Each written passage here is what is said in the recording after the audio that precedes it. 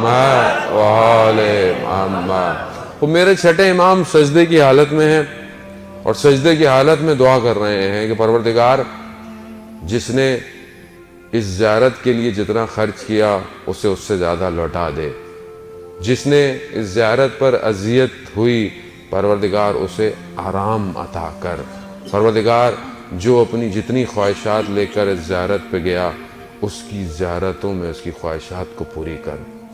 راوی کہتا ہے کہ امام نے سر سجدے سے ہٹایا تو میں نے کہا مولا یہ کس کی زیارت کا ذکر کر رہے ہیں؟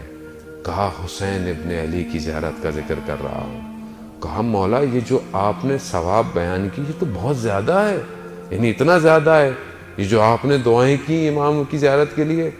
کہا دنیا والے سے زیادہ آسمان والے امام حسین کی زیارت کے لیے دعا کرتے ہیں، یعنی ملائکہ زیادہ دعا کرتے ہیں زائر امام حسین علیہ السلام۔ شب جمعہ ہے، شب زیارت امام حسین عزیزان محترم، یعنی ہر جمعہ کی شب جو ہے وہ امام حسین کی زیارت ہے۔ یہ کمال نہیں ہے؟ یعنی ایک ایسی ہستی پروردگار نے خلق کی کہ ہمارے لیے ہر شب جمعہ اس کی زیارت کرنا ضروری ہو جاتا ہے۔ اب آپ بولیں گے میں کیسے زیارت کروں، میں تو کربلا میں نہیں ہوں، میں تو یہاں ہوں۔ آئیے امام کی خدمت میں جب شخص پہنچا، امام نے پوچھا اس سے کہ تم ہمارے جد کی زیارت پہ جاتے ہو؟ کہا مولا سال میں ایک دفعہ۔ کہا مہینوں میں نہیں جاتے؟ کہا ہفتے میں نہیں جاتے؟ کہا روز؟ کہا مولا کیسے ممکن ہے میں روز زیارت کر سکتا ہوں، فاصلہ ہے۔ کہا کھلے آسمان کے نیچے جایا کرو، 3 دفعہ کہو صلی اللہ علیہ یا ابا عبداللہ، صلی اللہ علیہ یا ابا عبداللہ، صلی اللہ علیہ یا ابا عبداللہ۔ کہا بالکل ایسی ہی جیسے تم نے امام حسین کی زیارت کی۔ شب جمعہ ہے عزیزان محترم، ہر زیارت ہے، حسرت رکھے دل میں کہ کاش کسی شب جمعہ میں کربلا میں ہوں۔ یہ معاملہ کوئی اور ہے۔ ہمارے استاد آقا پناہیان کہتے ہیں کہ ایک دفعہ میں نے جانا تھا جمعے کو، سب کچھ تھا، میرا ٹکٹ اور سب ہوا، مجھے جانا تھا، ویزا نہیں آ پا رہا تھا، بہت کوشش کی، ظہر تک نا امید ہو گئے، نہیں کر ویزا نہیں آیا، دل ٹوٹ گیا، لیکن دل کربلا میں تھا۔ کہتا ہے 2 دن گزرے، دوست کا فون آیا، وہ بھی عالم دین تھے، انہوں نے کہا کہ میں نے خواب میں دیکھا تھا۔ اس کو پھر میں نے کسی اہل معنی اہل دل جو عالم ہوتے ہیں ان سے پوچھا، میں نے خواب میں دیکھا کہ جمعرات کی رات ہے اور آپ کربلا کے اندر ہیں۔ تو جب میں نے ایک بڑے عالم سے پوچھا تو انہوں نے کہا کیونکہ اس کی روح کربلا میں تھی، اسی لیے امام نے اسے زیارت کے لیے کربلا بلا لیا۔ عزیزان محترم حسرت کرنا ضروری ہے کہ کاش ہم 3 شعبان کا جشن کربلا میں کر رہے ہوتے، خوب ضروری ہے یہ اندر سے مانگنا۔ میں کیسے جا سکتا ہوں مولا آغا صاحب، میرے تو یہ ہے وہ خوب۔ جس کے پاس کروڑوں روپے بھی ہوں، جب تک امام نہ بلائیں کوئی بھی نہیں جا سکتا۔ بلاتے وہی ہیں۔ اب آپ بولیں گے وہاں صاحب بہت سارے لوگ تو عجیب عجیب سے جاتے ہیں اور عجیب سے واپس آتے ہیں۔ خوب یہ عجیب سے جانا کرم ان کا ہے، بلانا، عجیب سا واپس آنا یہ میری اپنی تقدیر ہے، یہ میرا اپنا مقدر ہے کہ میں وہاں سے آگے بھی صحیح نہیں ہوا۔ ان کا کرم، انہوں نے تو سب کو بلایا، انہوں نے تو رات کو کیا کہا، نہیں چاہتا چلے جاؤ، بیعت اٹھاتا ہوں، جنت تمہاری، یعنی بھیج رہے ہیں رات کو، اور صبح دشمن کے سامنے کیا کہہ رہے ہیں، حل من ناصر ینصرونی، ہے کوئی میری مدد کرنے والا۔ اللہ اکبر، کتنی مختلف تقریریں ہیں دونوں، رات کو بھیج رہے ہیں اور صبح سب چلے گئے، کہہ رہے ہیں کوئی میری مدد کرنے والا۔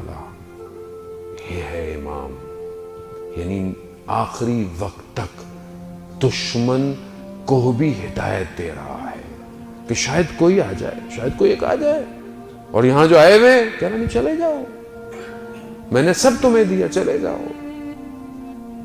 رات کو امام نے پوری کوشش کی کہ کوئی بھی خراب بندہ نہ رہے، صرف صالح رہے میرے ساتھ، اور صبح مقابلے میں صرف اشقیاء رہے میرے، صالح سارے پہلے ہی چلے گئے۔ رات کو امام اس طرح کر رہے ہیں کہ عشق قرت ہے، قرآن ہے، عبادت ہے، اور صبح سب نے اپنی ساری جانیں لوٹا دیں، کچھ نہیں بچا، صرف حسین ابن علی اکیلا کھڑا ہوا ہے۔ یعنی وہ بلاتے ہیں۔ اب یہ ہماری اپنی ظرفیت ہے کہ ہم وہاں پہنچ کر لاتے کیا ہے، یہ کرم ہے۔ در و دیوار چوم کے آ رہے ہیں یا پھر کچھ لے کر آ رہے ہیں۔ عزیزان محترم، تو جب چھٹے امام سے کہا کہ مولا یہ تو آپ نے بہت کہا دنیا والے کیا دعائیں کریں گے، ظاہر کے لیے تو آسمان والے دعائیں کر رہے ہیں، یہ فضائل ہے میرے امام حسین کا۔ بات آگے بڑھی، بات یہ ہے کہ انہوں نے کہا میرے مولا نے، کیا تم چاہتے ہو کہ ملائکہ تم سے مصافحہ کریں، ملائکہ تم سے ہاتھ ملائیں، ملائکہ تمہارے وجود کو لمس کریں؟ کہا کیوں نہیں چاہتے مولا؟ تو وہاں میرا 8واں امام، امام رضا علیہ الصلوۃ والسلام، اللہم صلی علی محمد وہاں امام نے کہا کہ من زارا قبر ابی عبداللہ، کہ جس نے ابا عبداللہ کی قبر کی شط الفرات پہ زیارت کی، کمن زارا، بالکل ایسے ہی ہے جیسے اس نے فوق عرش پہ اللہ کی زیارت کی۔ عرفا اس بات کو سمجھانے میں قاصر ہے کہ یعنی کیا، یعنی کربلا میں امام حسین کی زیارت یعنی عرش پہ خدا کی زیارت، یعنی کیا ہے یہ؟ یعنی خدا کی زیارت کو کر سکتا ہے؟ خدا کوئی وجود ہے؟ خدا کوئی بدن ہے؟ نہیں۔ وہی میرا امام حسین خود سمجھاتے ہیں دعا فرما کہ اندھی ہو وہ آنکھ جو تجھے نہ دیکھ سکے، اور جس نے تجھے پایا اس نے کیا کھویا، اور جس نے تجھے کھو دیا اس نے کیا پایا۔ عزیزان ہم نہیں سمجھ پائے آج تک امام حسین کو۔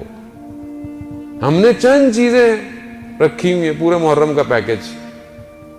جیسے ہی محرم شروع ہوگا ہمیں امام حسین تھوڑی یاد رہتا ہے محرم پہ، ہمیں تو اپنی مجلس یاد رہتی ہے، ہمیں تو اپنی نیازیں یاد رہتی ہیں۔ میری مجلس ہونی ہے پورے سال میں ایک دفعہ، میری پوری طاقت اسی پر ہے کہ میری مجلس اچھی ہو، میری نیاز اچھی ہو۔